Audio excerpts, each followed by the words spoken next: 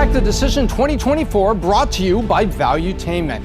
We're going to be here every week from now to Election Day, looking at polls, looking at things that are happening in the election. I'm Tom Ellsworth, the Biz Doc. I'm Amy Dangerfield, and we're here to bring you all of the latest data, because at the end of the day, words talk, but numbers scream. We told you we'd be making a dive into Pennsylvania this week, and dive in we will to give you some deeper looks into the Keystone State. But in the intervening 2 weeks, a lot happened. An assassination attempt, and then Biden sends this tweet and a letter out backing out of the candidacy and stepping aside, not seeking re-election. That's right, and not only that, but he also endorsed Kamala Harris, his current vice president. Now, Tom, if Kamala does end up taking Joe Biden's place, I don't really see it making a huge difference, given the fact that her policies and her vision are very much aligned with Biden. Not only that, but she's polling really at the same level, maybe just a little bit better than what Joe Biden was. That's what it looks like for now. Once she's fully nominated, and we have to wait to the convention to see that the Dems really do that,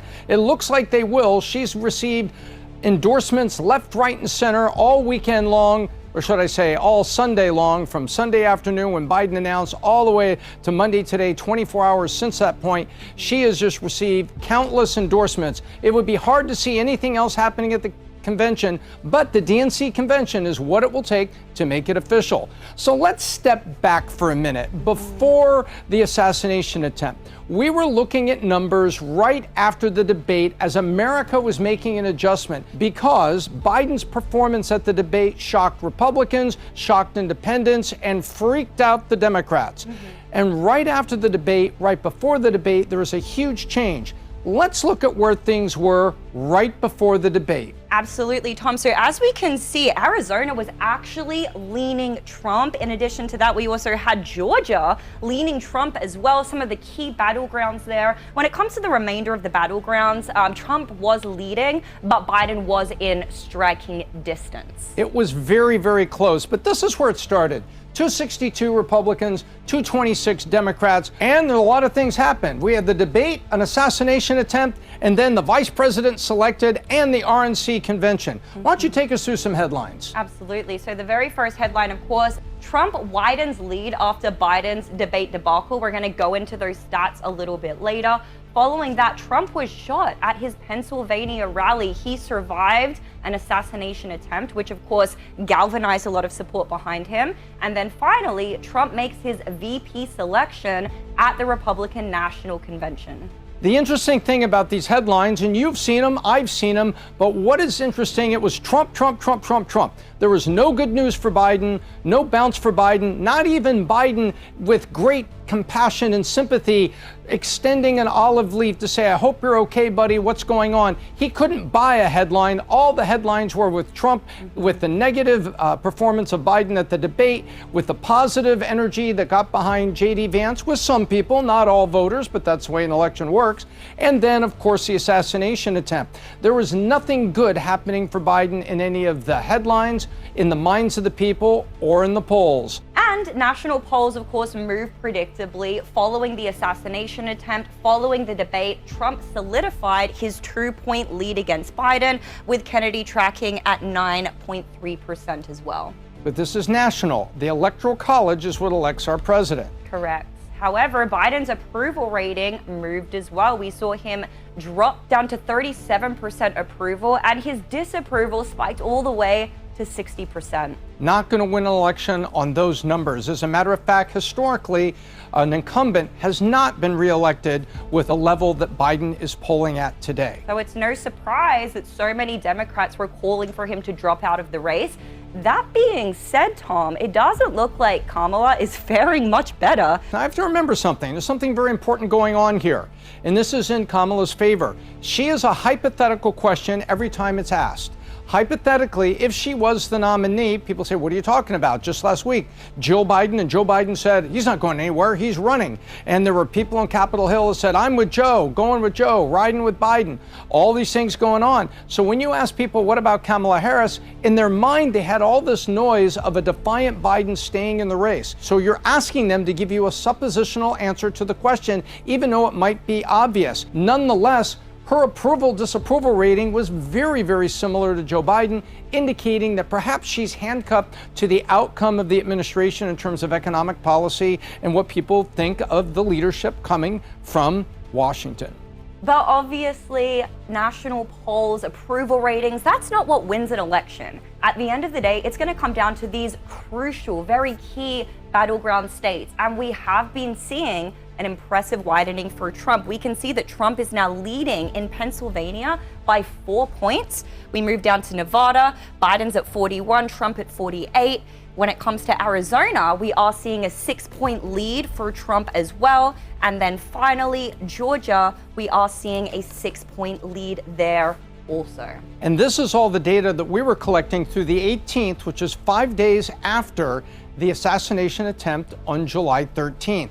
So you see the battlegrounds are widening post-debate, post-assassination, coming in to the critical announcement on the 21st that Biden would make about dropping out of the race. Now, what does this mean for Harris? Okay, as you can see here, we have in the title, same story for Trump and maybe Harris, because again, we're asking you to hold the idea that this is a presuppositional nomination. We do not know if she is going to be the one who is elected. However, when we take a look at the data, this is what it's telling us, Tom. It's very similar for Harris and Trump. As we can see, Trump is actually leading against her in both Georgia and Nevada by 10 points and taking a 6-point lead in Arizona. And before we dive deeper into Pennsylvania, you take a look here. Here is a New York Times Siena poll that compared Biden-Trump to Harris-Trump. As you can see, Trump holds 48%, Biden 45%, Harris comes up to 47%, collecting some of the undecided and independent vote. That is what we're talking about, that there needs to be advanced polling that we pull together and others pull together to find really what is the Harris effect in the weeks after so much support has gone her way since Biden's announcement on the afternoon of Sunday, the 21st. Now, in other news, Virginia joins New Hampshire as a toss-up. As you'll remember in our last presentation, we showed you that the margins between Biden and Trump are getting closer and closer in New Hampshire, and we can now say it's the same thing for Virginia, which is definitely not what the Dems wanted to see, Tom. In January, there were 7 toss-up states. Now there are 6 at this hour as we wait for the Kamala effect and the polls to settle, but they're different, with New Hampshire and Virginia being in the toss-up column and Georgia and Arizona being in the leaning Trump have left the toss-up column. Maybe they come back, maybe they don't. But this is what the playing field was. We told you we'd be diving more into Pennsylvania, and here comes that. The Keystone State is key, and it looks like this. This is the result of the gubernatorial election, the governor's election. As you can see, Philadelphia, extremely dark blue downtown, and then ranging to moderate blue outbound. Pittsburgh, similar, and then the rest of the state, with a population of 13 to 14 million, there are a lot of people that live in these red counties. This is why Pennsylvania itself is a toss-up, and it's up to candidates to find their way home in individual bordering counties, because the more you go from the center, the more red it gets. The more you get to the center of the cities, the more dark blue it gets. This is what makes Pennsylvania such a toss-up state on its own. Its population is keyed in the Keystone State to be very much of a 50-50 toss-up. Now let's take a deep dive into the history. As we can see, Pennsylvania has been a Democratic stronghold through nearly all of these election cycles, going back to 2000, Tom. Obviously, Trump was able to take it from Hillary in 2016, but Biden did claim it back during the 2020 election. Let's dive deeper still into the history, because Pennsylvania picks winners. Pennsylvania has picked the winner of every presidential election going back to 1964, except 3. Let's take a quick look. 1964, that was Lyndon Johnson. After Kennedy was assassinated, he became president, and then he ran for re-election. Success. 68, did not get it right. Richard Nixon would win. 2000, whoop, they didn't get the winner. And then W re-elected against Kerry in 04. And then you can see Obama, Trump, Biden. The Keystone State has been remarkably consistent in picking the winners, which also adds to the intrigue of the toss-up. You saw the map. The red center, the blue cities. That hasn't changed much going back to 1964. So let's take a little bit of a deep dive and see where things are standing right now, Tom. Before the debate and before the assassination attempt, we saw that Biden was polling at around 43.3%. Donald Trump was at 44%, and Kennedy was at 5.8%. However, following these very dramatic events, things have clearly changed. We can see that Trump is now polling at 44.7%. However, a lot of the Biden points seem to have gone to either Trump or the independents. He's back down to 40.4%. So whereas before Trump was leading by 0.7%, not even a full point, now he's taking a 4.3% lead, Tom. So Pennsylvania is now officially leaning for Trump.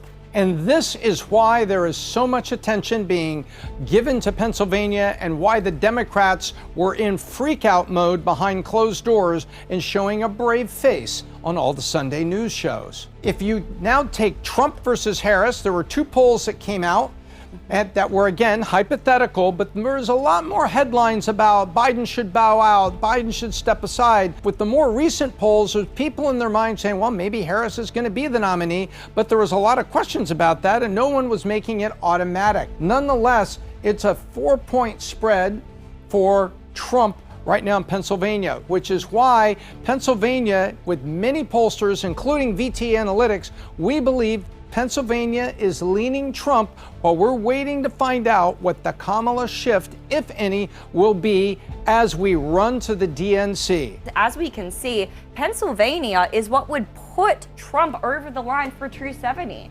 This would essentially ensure he wins the election. And overall, that's why there was so much pressure put on Biden, Tom. We can see that Pennsylvania was really important. At the end of the day, everything in this election kind of rises and falls. If Trump takes Pennsylvania, that means the Republicans have secured the election. It's very, very crucial that the Dems win that back, which is why we've heard rumors floating around of Shapiro, the governor of Pennsylvania, actually becoming the vice presidential nomination. It would help secure some of the electoral votes back from that very crucial swing state. Great points, Amy. That's why there was so much pressure on Biden. The electoral map was slowly caving in and just strangling him. Ultimately, he steps aside for Harris. We'll see how she changes this map. But it wasn't just us that were looking at this map. It wasn't just independent pollsters were looking at this map.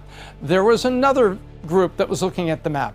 Yes, and it is a group that usually wouldn't have some spin for the home team, as you would say. This map actually shows that Donald Trump would win by 330 electoral votes. It was amazing. CNN was sounding the alarm, counting the electoral votes, and saying things are getting tough. I mean, you can look at him. This guy looks concerned. And so CNN was very, very concerned. And that was the same analysis we were coming up with, although I think we're looking at it differently and better as we dive carefully into the crosstabs that make up the polling. And now it's time for the Valuetainment Call, which is the culmination of all of the data that we showed you before, plus our own analysis aggregated together to give you our call for this election. Tom? Right now, we believe there is an 80% probability, for now, that Trump carries 287 electoral votes at least. And we are not including analysis of the recent swing states of New Hampshire and Virginia, previously been in the blue column, and what's left of the blue wall, Wisconsin and Michigan. We're calling Pennsylvania at about 75%, with the overall map coming together where we believe there's an 80% probability right now that Trump would be elected with 287 electoral votes, at least 287. We will be back next week to dive into more polls and to update this and to see what America is thinking, state by state, poll by poll, about Kamala Harris' assumed candidacy as the Democrat nominee. Thank you all so much for watching, and we will see you on the next episode. And remember, words talk, but numbers scream.